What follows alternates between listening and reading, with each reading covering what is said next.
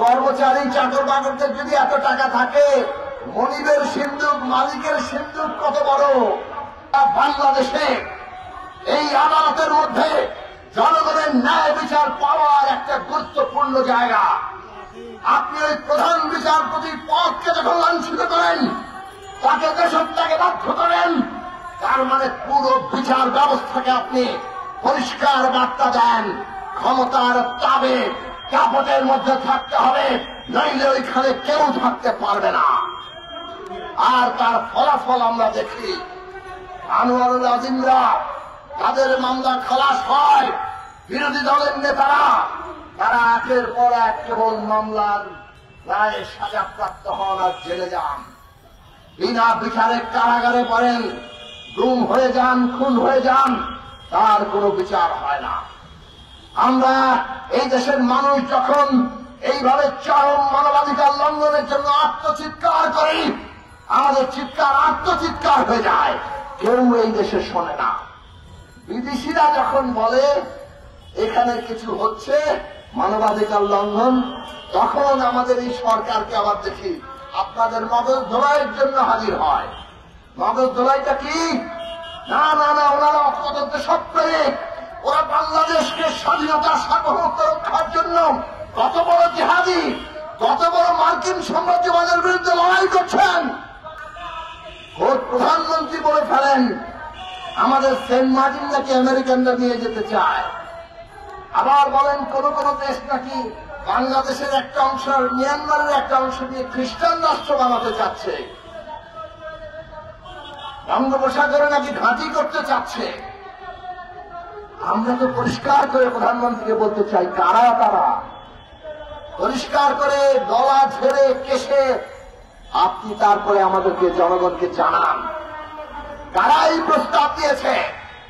বাংলাদেশের জনগণ বাংলাদেশের 1 ইঞ্চি ভূমি কোথা থেকে কাউকে নিতে দেবে না। এই দেশের জনগণ এই দেশ রক্ষা করার জন্য সর্বদা প্রস্তুত আছে, কিন্তু আপনাদের মগজ ধোলাই করাটা তার কাজ, ওইটা তার রাজনীতি। এই কারণে উনি খুব আমেরিকার বিরুদ্ধে জিহাদ করেন, এটা মাঝে মাঝে বক্তৃতায় বলেন, কিন্তু আমেরিকার বিরুদ্ধে আসলে কোনো কিছু তার অবস্থান নাই। কারণ আমেরিকার আবার মিত্র হচ্ছে কিন্তু ভারত। উনি ভারতকে বলে দেন যে ভারত আছে বলে আমরা আছি। আমরা বলেছি এটা নাকি এটা ওবায়দুল কাদের সাহেব বলেছেন? কয়বার বলেছেন? 7ই জানুয়ারির আগে এবং 7ই জানুয়ারির পরে আমেরিকার সাথে তলে তলে আপোষ হয়ে গেছে, ভারত আমেরিকার সাথে আপোষ করে দিয়েছে। এই কথা কে বলেছে? ওবায়দুল কাদের সাহেব। ওবায়দুল কাদের সাহেব বলেছেন ভারত আছে বলে আমরা আছি, দিল্লি আছে আমরা আছি। তাহলে ওনারা কাদের সরকার? ওনারা কাদের সরকার? ওনারা ওবায়দুল কাদের সাহেব বলেন আজিজ সাহেব, দেবজিৎ সাহেব নাকি তাদের লোক না। তো ওনারা তো বাংলাদেশের পুলিশ বাহিনীর প্রধান, র্যাবের প্রধান, সেনাবাহিনীর প্রধান, এর আগে বিজিবির প্রধান ছিলেন। ওই বাহিনীগুলো কাদের? আমাদের তো নাকি? ওই বাহিনীর প্রধান যিনি হন তারা আপনার সরকারের আমলে নিয়োগপ্রাপ্ত হন, তারা আপনাদের কেউ না। আপনারা কি বাংলাদেশের?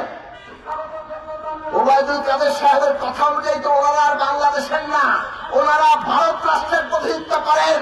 কারণ দিল্লি আছে, এই কারণে ওনারা আছেন।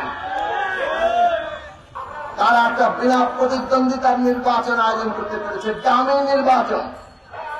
তারা যে কিসের বিনিময়ে করেছে আপনারা সহজে অনুমান করতে পারেন। কত টাকা আমাদের আছে, তাদের চুরি, তাদের সম্পদের হিসাব নেন। আজিজ সাহেব, বেনজির সাহেব, এনারা কেন বিচ্ছিন্ন ঘটনা নয়। বাংলাদেশের গুরুত্বপূর্ণ বহু পদের বহু লোকেদের হিসাবপত্র নিলে তাদের খবর সব বেরিয়ে যাবে। কিন্তু এখানেও কিন্তু শেষ নয়, আরো বড় দিকটা এখনো বাকি। সাগরে বরফের খণ্ড যখন তৈরি হয় তখন তার মাত্র উঁচু দিকটা দেখা যায়, পানির নিচে যে বিশাল বরফখণ্ড ওইটা দেখা যায় না। বিশাল বরফখণ্ডটা হচ্ছে আওয়ামী লীগের ক্ষমতার কেন্দ্রে কত টাকা আছে। অনেকে আজকাল বলেন এখানে বাংলাদেশের মালিককে, সংবিধান বলে জনগণ, কিন্তু আমরা সবাই জানি এখন মালিক কে সেজে বসে আছে? সরকার।